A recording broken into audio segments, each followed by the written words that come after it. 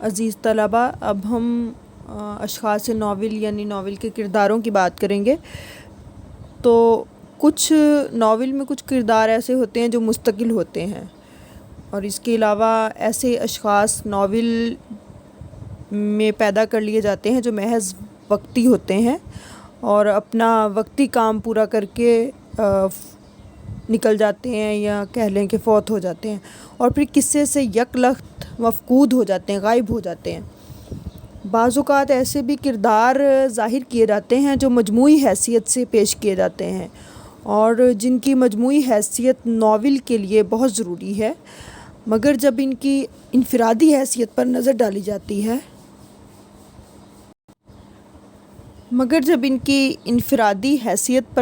جاتی ہے تو ایک بیکار اور بے جان ڈھانچے سے زیادہ اہمیت نہیں رکھتے۔ اس ناول میں مولانا شرر نے اپنے تینوں طرز کے اشخاص قصے میں پیش کیے ہیں، مگر ایک اور طرز کے کردار بھی انہوں نے پیش کیے ہیں جو مردہ ہیں، اور ان مردہ کرداروں کی وجہ سے ناول عروج کی طرف رجوع ہوتا ہے اور تحریک ترقی پاتی ہے۔ ایسے کردار وہ ہیں جن کا صرف نام لکھ کر شرر نے اپنے ناول کو جلا دی، ان کی نمایاں کارگزاریاں بھی پردہ میں رکھی گئی ہیں۔ وہ مردہ ہیں، اس وجہ سے ان سے کسی کام کی توقع رکھنا ایک بیجا بات ہے، مگر مرنے کے باوجود بھی مولانا موصوف نے ان کو ہماری سوسائٹی کا ایک فرد بنا دیا ہے اور ان سے قصے کا لگاؤ پیدا کر دیا ہے۔ موسیٰ، جن کو زمرد نے اپنی زبان سے اپنا بھائی بتلایا ہے، ایک مردہ کردار ہے۔ اس کے متعلق ہم زیادہ معلومات حاصل نہیں ہوتی، ہاں صرف اتنا ضرور معلوم ہوتا ہے کہ وہ پریوں کے ہاتھ سے مارا گیا تھا۔ زمرد خود اس کی قبر پر فاتحہ پڑھنے کی غرض سے جاتی ہے اور وہاں سے وہ غائب ہوئی۔ اگر شرر اس کردار کے قتل کا ذکر اس طرح نہ کرتے تو اسماعیلیہ فرقہ کی مذہبی سختیاں اور عیاریاں ظاہر نہ ہوتی، کیونکہ نہ زمرد پریوں کے خطہ میں جاتی اور نہ وہاں سے اس کا اغوا ہوتا، اور اس طرح یہ مولانا شرر کے لیے ایک دشوار امر ہو جاتا کہ زمرد کو پریوں کی تفریح گاہ میں پہنچا کر کس طرح غائب کرایا جائے۔ اس طرح اس مردہ کردار کی اہمیت مولانا شرر نے بہت زیادہ کر دی۔ دوران قصہ میں اکثر موقعوں پر صرف بزرگ ہستیوں کے نام گنائے جاتے ہیں،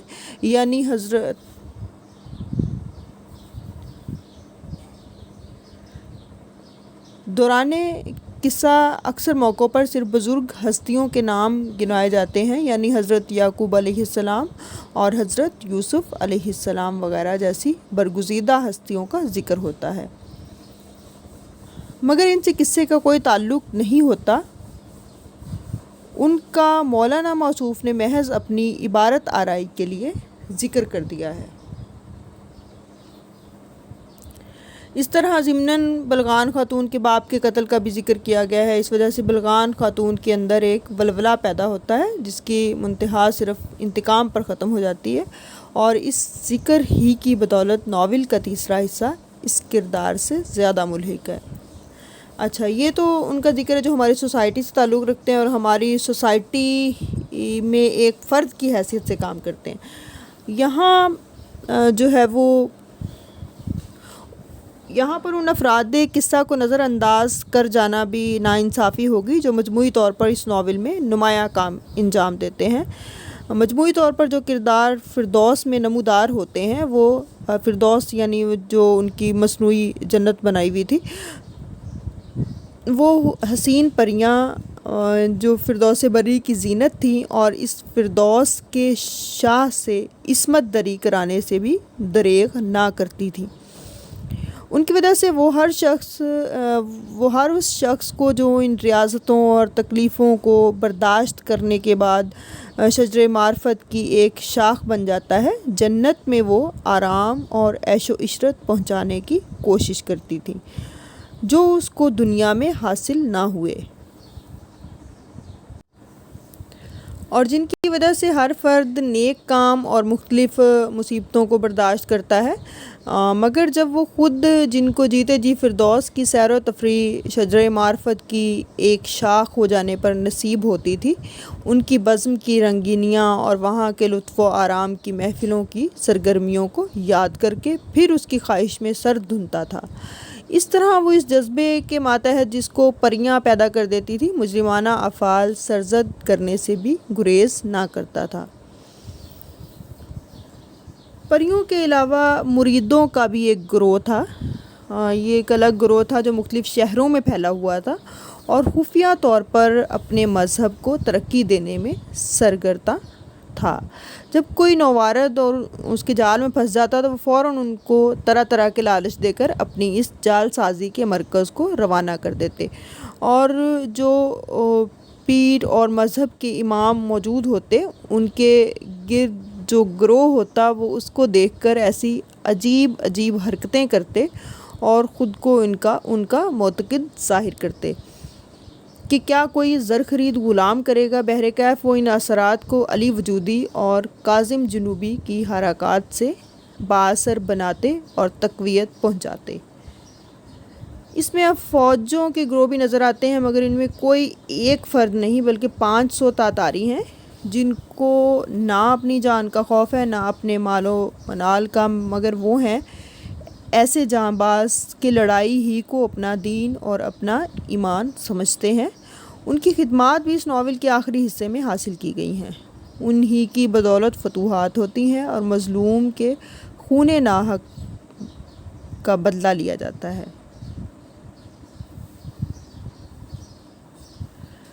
اب ان اشخاص ناول میں ذکر آتا ہے جن کو خاص اہمیت دی گئی ہے۔ حسین ہے، زمرد ہے، علی وجودی ہے، شاہ کاظم جنوبی ہے، بلغان خاتون ہے، منکو خان اور ہلاکو خان وغیرہ ہے، اور یہی وہ گروہ ہیں جو 3 مختلف مقاصد ناول کو علیحدہ علیحدہ پیش کرتے ہیں اور مختلف اثرات و جذبات کے تحت کام کرتے ہیں۔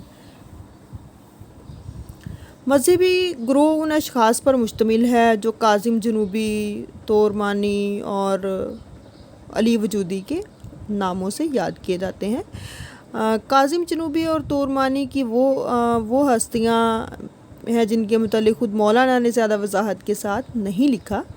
یہ دونوں اشخاص خود کو جنت کے دعوے دار اور شجرہ معرفت کی ایک شاخ تصور کرتے تھے، مگر حقیقت اس کے الٹ ہے۔ کاظم جنوبی حسین کو مسجد میں ملتا ہے جہاں وہ نیک نیتی کی بدولت نہ گیا تھا بلکہ مکر و فریب اور اپنے جال کی تکمیل کے لیے موجود ہوا تھا۔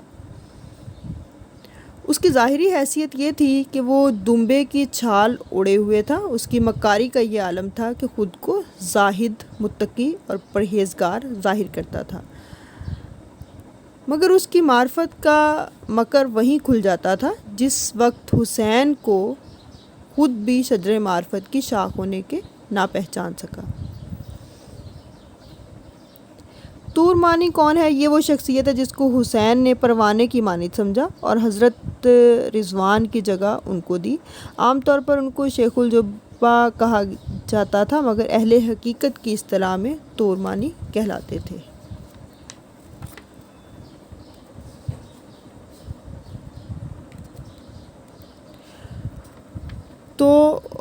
اور ان کا نور ایسا تھا جس کو حضرت موسیٰ نے بھی دیکھا تھا۔ خود حسین نے 70,000 حجابوں کے اندر سے دیکھا تھا۔ اس کے بیان سے ہی معلوم ہوتا ہے کہ وہ مکاری اور دغابازی کا پتلا تھا۔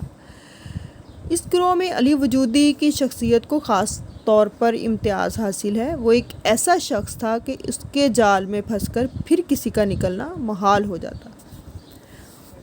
اس کی تمام باتیں بے سر و پیر کی ہوتیں۔ اس کا جلال اور اس کی کرامات اس کی شہرت اور ناموری کا ذریعہ تھیں، اور ہر وہ شخص جو ذرا بھی ان پر اعتقاد رکھتا تھا اپنا سر تسلیم میں خم کر دیتا تھا۔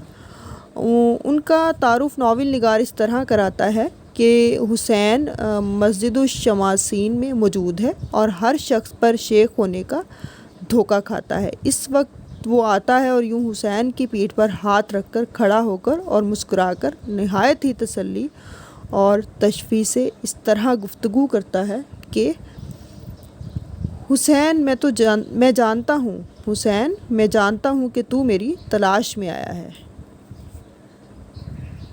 ابتدا قصہ میں ہر انسان کو دھوکہ ہوتا ہے کہ یہ ایک بہت بڑا صوفی اور بزرگ ہے جو ہر بشر کے راز سے دلی سے بھی واقف ہے، کیونکہ وہ خود اپنی زبان سے یہ کہتا ہے کہ اس کی عادت تھی کہ وہ اکثر ایسے جملے اور ایسے الفاظ بولتا تھا جن میں کچھ مذہبیت، کچھ فلسفہ اور کچھ غصہ اور جلال کے عناصر ہوتے تھے۔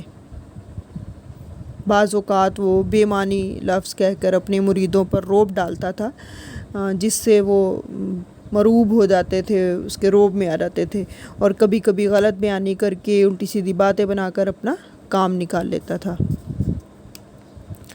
علی وجودی موقع اور محل بخوبی پہچانتا تھا اور اپنے مریدوں کو اپنا حقیقی عقیدت مند بنا کر بڑے بڑے اخلاقی جرائم کرنے کے لیے آمادہ کر لیتا تھا۔ غرض یہ اس مذہبی طبقے کا سب سے زیادہ مکار، بدمعاش، بدکار، فریبی، جعلساز اور بد اتوار فرد تھا۔ غرض وہ مذہبی شخصیات جن کی بدولت یہ طلسمی واقعات ظہور پذیر ہوئے اور جن کے اس زہد و تقویٰ اور پاک بازی کی حقیقت عالم آشکار کرنے کے لیے مولانا نے یہ ناول لکھنے کی زحمت گوارا فرمائی۔ طالب و مطلوب کے گروہ میں حسین اور زمرد شامل کیے گئے ہیں۔ حسین زمرد کا عاشق صادق ضرور ہے، مگر اس قدر سادہ لوح اور نا تجربہ کار ہے کہ کسی موقع پر اپنی انفرادی شان و شوکت کو بھی برقرار نہیں رکھتا۔ ابتدا میں زمرد کے قبضے میں رہا اور برابر اس کے نقش قدم پر چلتا رہا۔ بعد ازاں شیخ علی وجودی اور دیگر مذہبی افراد کی تقلید کرتا رہا، اور جس سے اکثر موقعوں پر ان کے ضعیف الاعتقاد اور بدعقیدہ ہونے کا ثبوت ملتا رہا۔ اپنے مقصد کی تکمیل کے لیے وہ ہماتاً مصروف رہتا ہے اور اس کے حاصل کرنے میں وہ اس قدر اندھا اور بدمست ہو جاتا ہے کہ گناہ کبیرہ کے سرزد کرنے میں بھی خوف نہیں کھاتا۔ چنانچہ امام نجم الدین نیشا پوری کا قتل ایک ایسا ظالمانہ اور سفاکانہ فعل ہے جس کے کرنے سے ایک سیاہ دل انسان بھی گریز کرتا ہے۔ ہاں، اگر ایسے موقعوں پر اس کو یزید کے نام سے پکارا جائے تو کسی طرح بے جانا ہوگا۔ پھر بھی اتنا ضرور ہے کہ وہ اپنے کیے پر پچھتاتا ہے اور قصور کے اعتراف کرنے میں بھی مطلق پس و پیش نہیں کرتا، اور اس کے دل میں انتقام کا جذبہ اس وقت پیدا ہوتا ہے جب اس کو اس کا علم ہو جاتا ہے کہ اس کو مکر و فریب اور دغابازی کے ذریعہ قرار دے کر اس سے یہ افعال کرائے گئے ہیں۔ پھر بھی اس میں کوئی انفرادی شان نہیں پیدا ہوتی اور وہ اس انتقام کے لیے کوئی ایسا کام نہیں کرتا جس سے واقعات کے انکشاف میں کسی قسم کی مدد ملے۔ جو کچھ وہ اس وقت کرتا ہے وہ ایک پیغامبر کا کام ہے۔ بلغان خاتون کا زمرد کو خط پہنچانا اور اس کو دشوار گزار اور پیچیدہ وادیوں سے نکال کر فردوس بری میں لانا اور پھر انتقام لینا اس کے کارنامے ہیں۔ جب وہ انتقام لیتا ہے تو نہایت مستحکم ارادے کے ساتھ، یعنی منت و سماجت، فریاد، گریہ و زاری اور خوشامد اس پر مطلق اثر نہیں کرتی۔ حسین کی گفتگو اس کے جرائم کے اقبال اور انتقام کے ارادے کو بخوبی ظاہر کرتی ہے۔ مجھے ان لوگوں نے اتنا فراواں فریب دیا کہ میرے ہاتھ سے ایسے گناہ کرائے ہیں کہ جب تک ان میں سے خاص 3 شخص کی جان نہ لے لوں گا چین نہ پڑے گا۔ ہر وقت میرے دل سے انتقام کی آواز نکلتی ہے اور میں پریشان ہوا جاتا ہوں۔ اس سے کچھ اندازہ ہو رہا ہے کہ اس کے کیسے خیالات تھے۔ وہ محنت اور مشقت میں کوہ کن کے مقابل نظر آتا ہے، کیونکہ اس کے چلے کھینچنا، غاروں میں رہنا، دوسروں کو قتل کرنا اتنے ہی سخت کام ہے جتنے کہ فرات کا نہر کھودنا۔ مطلب یہ ہے کہ وہ ہر کام کو مردانہ وار کرتا ہے، مگر جہاں اس کو زمرد کا خیال آ جاتا ہے وہ قیس کی طرح بہت جلد بےتاب ہو جاتا ہے اور زمرد کے نام پر ہی اپنی جان نثار کرنے کو تیار ہو جاتا ہے۔ زمرد کے کردار کو مولانا نے کہیں حسین کے کردار سے مشابہ کیا ہے اور کہیں اس کی ضد پیش کیا ہے، اور یہی ان کی اس ناول کے کرداروں کی ایک بڑی خوبی ہے کہ وہ یکسانیت نہیں رکھتے۔ زمرد باوفا اور باعصمت ہے۔ اس کے ثبوت میں اس ناول کا وہ حصہ پڑھنا چاہیے جہاں اس نے فردوس بری میں اپنی تمام تکالیف کا ذکر کیا ہے، جو اس کی اپنی عزت و عصمت کے برقرار رکھنے میں پیش آئی ہیں۔ اس کے دل میں بھی حسین کا عشق ہے۔ اس کا موقع پا کر بلخان خاتون کو خط لکھنا اور تمام راز سے اس کو آگاہ کر دینا اس کی ہوشیاری اور موقع شناسی کی دلیل ہے۔ اس سے یہ بھی ظاہر ہوتا ہے کہ وہ اخفائے راز میں کامل ہے، یعنی وہ اپنے عاشق سے زیادہ چالاک اور پرکار ہے۔ حسین تو کہیں کہیں بہک بھی جاتا تھا، مگر اس کا قدم جو ہے وہ استقلال سے ڈگمگاتا ہی نہیں۔ ہیرون کے علاوہ وہ اس ناول کا ہیرو بھی کہلا سکتی ہے، کیونکہ ابتدا سے اختتام ناول تک ہر واقعہ اس کا مرہون منت ہے۔ وہ زمانے کے نشیب و فراز سے بخوبی واقف ہے، اس کو دھوکہ دینا آسان نہیں۔ ان تمام خوبیوں کے باوجود وہ اپنی نسوانی خوبیوں سے بھی معمور نظر آتی ہے۔ حیا اور شرم کی دیوی ہے، محبت اور درد سے اس کا دل لبریز ہے۔ وہ ایسے بدکار لوگوں پر بھی مصائب و آلام ٹوٹتے ہوئے نہیں دیکھ سکتی تھی جنہوں نے اس پر اور اس کے عاشق پر ظلم اور ستم کے پہاڑ توڑ دیے۔ جب حسین انتقام لیتا ہے تو اس کا دل ان کی مصیبتوں کو دیکھ کر بھر آتا ہے اور وہ اپنی تکالیف کو بھول کر ان کی تکلیفوں کو محسوس کرتی ہے۔ حقیقت یہ ہے کہ وہ ایک ایسی شخصیت ہے جو اس ناول کی ہیروئن کہلانے کی صلاحیت رکھتی ہے۔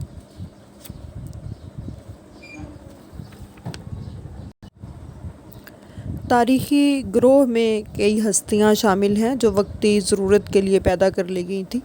ان میں نہ تو کرداری ارتقاء موجود ہے اور نہ مصنف نے خود ان کے لیے کچھ تحریر کیا ہے۔ بلخان خاتون کا کردار ضرور ایسا ہے جس میں وہ انفرادی شان قائم رکھتی ہے۔ اس ناول کا آخری حصہ زیادہ تر اس کی کارگزاریوں پر مبنی ہے۔ مولانا شرر نے اس تاریخی واقعے کا ذکر کر کے جو اس کے باپ کے قتل کے نام سے یاد کیا جاتا ہے، اس کو ناول کے ایک شخصی قصے کی اہمیت عطا کر دی ہے۔ وہ بہادر تھی، انتقام لینا اس کی فطرت میں داخل تھا۔ شریف خواتین کی طرح وہ بھی بغیر اپنے بھائی کی اجازت کے گھر چھوڑنا گوارا نہ کرتی تھی۔ اس وجہ سے اس کو بھی اپنا رازداں بنا لیا اور اس کا حوصلہ بہت بڑھا چڑھا ہوا ہے۔ ضروریات جنگ سے یہ خاتون باخبر نظر آتی ہے اور پہلو کہہ لیں یہ موقع بچا کر کام کرتی ہے۔ جنگ کے خونی مناظر دیکھ کر اس کی طبیعت میں قطعاً بدمزگی پیدا نہ ہوتی تھی۔ چنانچہ جب زمرد نے جنگ کا یہ منظر دیکھا تو اس کے منہ سے بے ساختہ ایک چیخ نکل گئی۔ بلخان خاتون نے اس وقت زمرد کو اس طرح تسلی دی: زمرد، میں نہ جانتی تھی کہ تمہارا دل اس قدر کمزور ہے، ورنہ تم کو یہاں نہ لاتی۔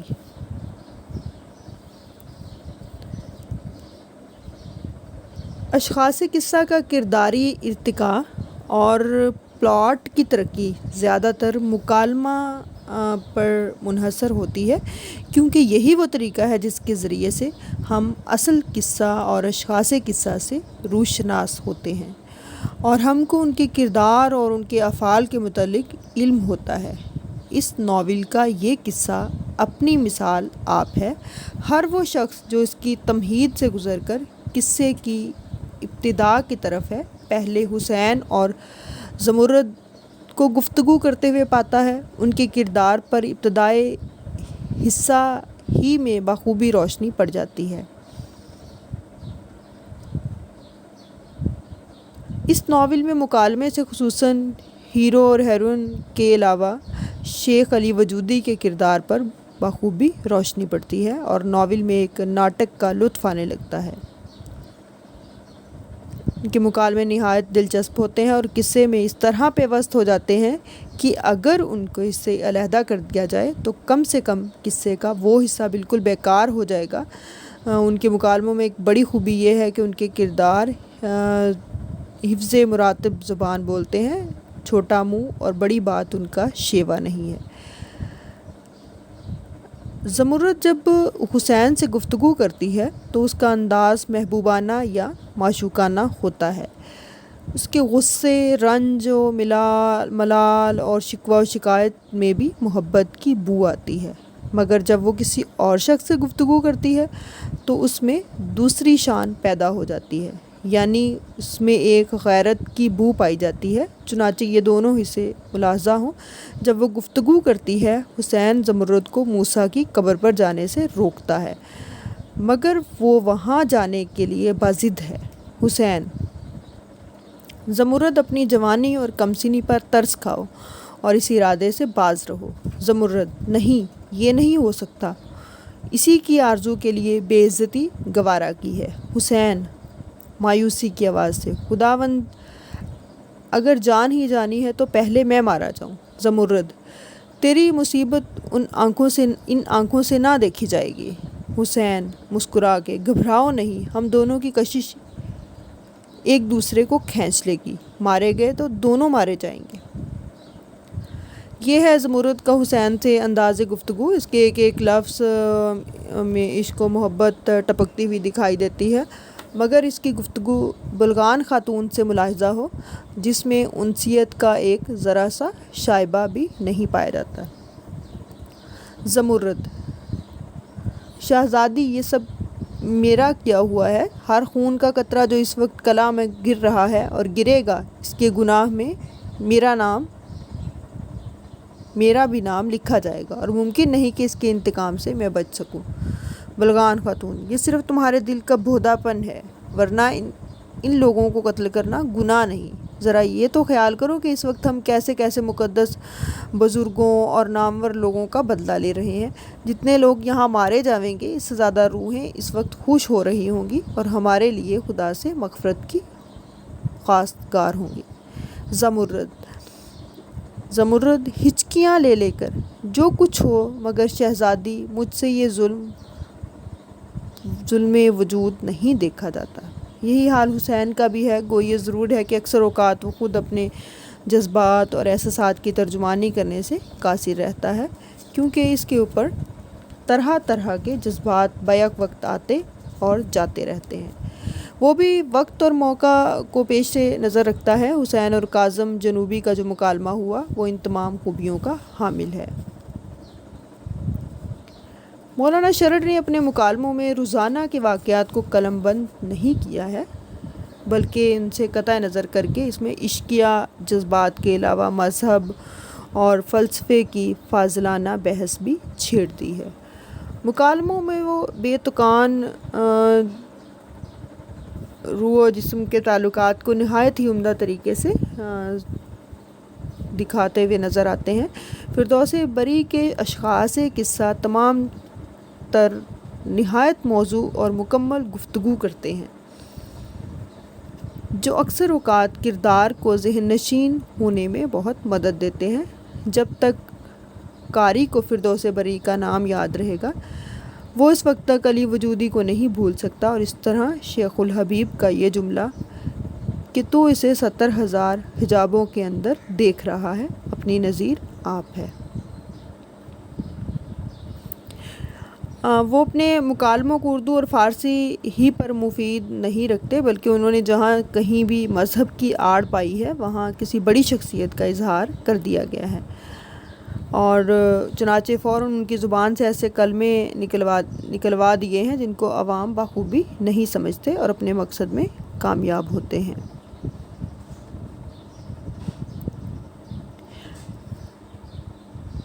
طرز تحریر کی اگر ہم بات کریں تو مولانا شرر نے اپنے اس ناول کو ایک ایسے اسلوب بیان سے مزین کیا ہے جس کی مثال اردو زبان میں بہت کم ملتی ہے۔ مطلب یہ ہے کہ کہیں پر تو وہ بالکل سلیس اور سادہ عبارت کو روا رکھتے ہیں، اور کہیں کہیں وہ استعاروں، تشبیہوں اور تلمیحات کا بھی استعمال کرتے نظر آتے ہیں۔ انہوں نے اس ناول سے قبل بکثرت ناول تحریر کیے جو قبول عام کی سند حاصل کر چکے ہیں۔ ان دونوں طرز کے علاوہ ان کے اسلوب بیان میں کہیں کہیں شاعرانہ جھلک بھی نظر آتی ہے۔ جہاں پر وہ منظر کشی کی کوشش کرتے ہیں وہ تشبیہات وغیرہ کو بکثرت دخل دیتے ہیں۔ یہی وجہ ہے کہ ان کو ایک ناکام منظر نگار کے نام سے یاد کیا جاتا ہے۔ یہ صورت کہیں کہیں ضرور پیدا ہو جاتی ہے مگر عام طور پر یہ الزام دینا بیجا ظلم ہے۔ ان کی ایک عبارت ہم لیتے ہیں کہ اس سے جو ہے وہ ان کی طرز تحریر کا پتہ چلے گا۔ ان دنوں ابتدائے سرما کا زمانہ ہے، سال گزشتہ کی برف پوری طرح نہیں پگھلنے پائی تھی کہ نئی تہ جمنا شروع ہو گئی، مگر ابھی تک جاڑا اتنے درجے پر نہیں پہنچا کہ موسم بہار کے نمونے اور فصل گل کی دلچسپیاں بالکل مٹ گئی ہوں۔ آخر موسم کے 2-4 پھول باقی ہیں اور کہیں کہیں ان کے عاشق و قدرداں بھی اپنی ہزار داستانی و نغمہ سنجی کے راگ سناتے نظر آ جاتے ہیں۔ یہ کوہستان عرب کے خشک و بے گیاہ پہاڑوں کی طرح برہنہ اور دھوپ میں جھلسے ہوئے نہیں بلکہ ہر طرف سایہ دار درخت اور گھنی جھاڑیوں نے نیچر پرستوں اور قدرت کے حقیقی قدردانوں کے لیے عمدہ عزلت کدے اور تنہائی کی خلوت گاہیں بنا رکھی ہیں، اور جن جگہ درختوں کے جھنڈ ہیں وہاں آسمان کے نیلے شامیانے کے نیچے قدرت نے گھاس کا سبز اور مخملی فرش بچھا دیا ہے، جس پر بیٹھ کے کوئی شراب شراز کے لطف اٹھانا چاہے تو یہاں نہر رکنی کے بدلہ سبزیاں جان موجود ہے، جو شاید ابھی پوری 1.5 صدی نہیں گزری کہ رودے سفید سے کاٹ کر پہاڑوں کے اندر مختلف گھاٹیوں میں گھمائی اور آخر شہر خرم آباد کے قریب بحر خزر میں گرا دی گئی۔ مگر اس کے یہ معنی نہیں کہ ہر مقام پر ان کا یہی رنگ ہے۔ جہاں پر انہوں نے اس رنگ سے علیحدہ ہو کر بیانات قلم بند کیے ہیں وہ بہت زیادہ کامیاب بھی ہوئے۔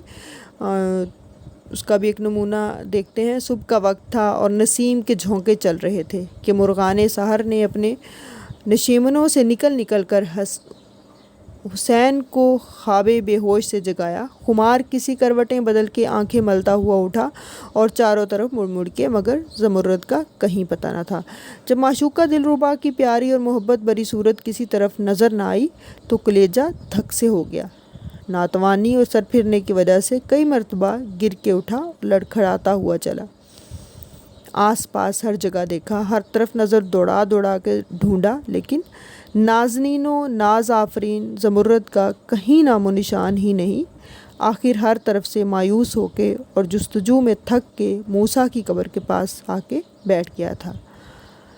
مولانا شرر نے اپنے اور ناولوں میں اپنے اس طرز کو برابر جاری رکھا تھا۔ حقیقت یہ ہے کہ انہوں نے اس طرح سے اردو ادب کی بہت زبردست خدمت کی تھی۔ انہوں نے ناول نگاری کے لیے علیحدہ اور ایک مخصوص زبان قائم کر دی تھی، جس کو بعد میں جو ہے وہ حکیم محمد علی خان، علامہ راشد الخیری اور دیگر ناول نگاران ادب نے اپنے طرز میں بہت کافی منتقل کر لیا۔